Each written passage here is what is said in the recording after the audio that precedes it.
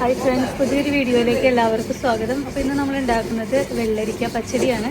അപ്പോൾ അതിനകത്തേക്കായിട്ട് ആദ്യം നമ്മുടെ വെള്ളരിക്ക വേവിക്കാൻ വെക്കണം. അപ്പോൾ നമ്മൾ വെള്ളരിക്ക വേവിക്കാൻ വെക്കുമ്പോൾ അതിനകത്തേക്ക് 2-3 പച്ചമുളക് കീറിയിടുക, അല്പം ഉപ്പിടുക, പിന്നെ ഇതിനകത്തേക്ക് ഉണ്ടല്ലോ പച്ചവേപ്പിലയും കൂടി ചേർക്കാം. അപ്പോൾ നമുക്ക് പച്ചടിയിലേക്കുള്ള തേങ്ങ അരച്ചെടുക്കാം.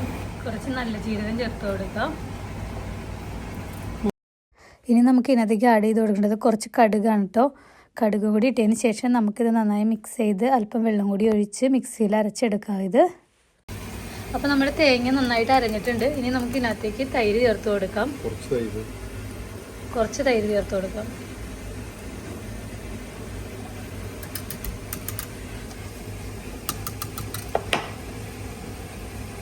അതേ നമ്മുടെ തേങ്ങ അരച്ചിട്ട് ഈ പരിവായിട്ടുണ്ട് കേട്ടോ. നമുക്കിത് ഈ എരിവ് പച്ചമുളക് ശരിക്കും പറഞ്ഞാൽ തേങ്ങയിൽ അരച്ച് ചേർക്കാവുന്നതാണ്.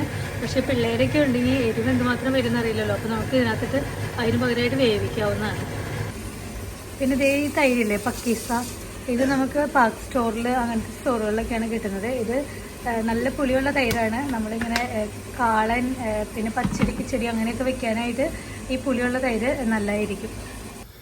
അപ്പോൾ ഇത് നമ്മുടെ വെള്ളരിക്ക നന്നായിട്ട് വെന്തിട്ടുണ്ട്. അപ്പോൾ ഇനി നമുക്ക് തേങ്ങ അരച്ച് വെച്ചിട്ടുണ്ടല്ലോ അതിനകത്തേക്ക് ചേർത്ത് കൊടുക്കാം.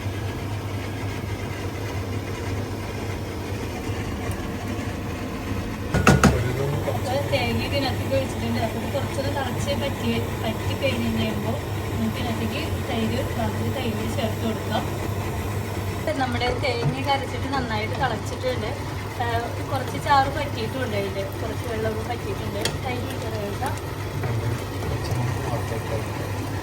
ഈ തേങ്ങയുടെ പച്ചമുളക് മാറി കഴിഞ്ഞിട്ട് തൈര് ഒഴിക്കാന്ന് പറഞ്ഞു. തൈര് ഒഴിച്ച് കഴിഞ്ഞാൽ പിന്നെ തിളപ്പിക്കാൻ പറ്റില്ലല്ലോ. അപ്പോൾ അതുകൊണ്ട് ഇത് തിളച്ച് നന്നായി അതിൻ്റെ പച്ചമുളക് മാറി.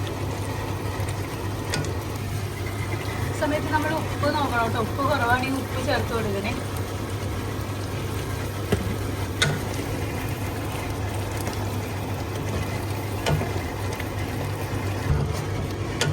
അപ്പോൾ ഇത് ഒരുവിധം നന്നായിട്ട് നമ്മുടെ വെള്ളം പറ്റിയിട്ടുണ്ട്. ഇത് നമുക്ക് ഇതിനകത്തേക്ക് തൈര് ചേർത്ത് കൊടുക്കാം.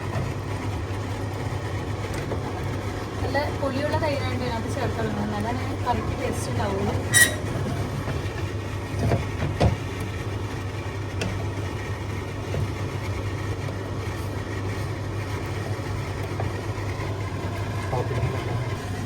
പിന്നെ നമുക്കിത് ഇതിനകത്തേക്ക് വറുത്ത് ഇടാണ് വേണ്ടത്. അതിന് വേണ്ടിയിട്ട് വെളിച്ചെണ്ണ ചൂടാക്കുക.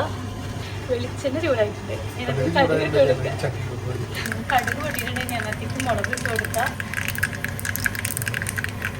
മുളക്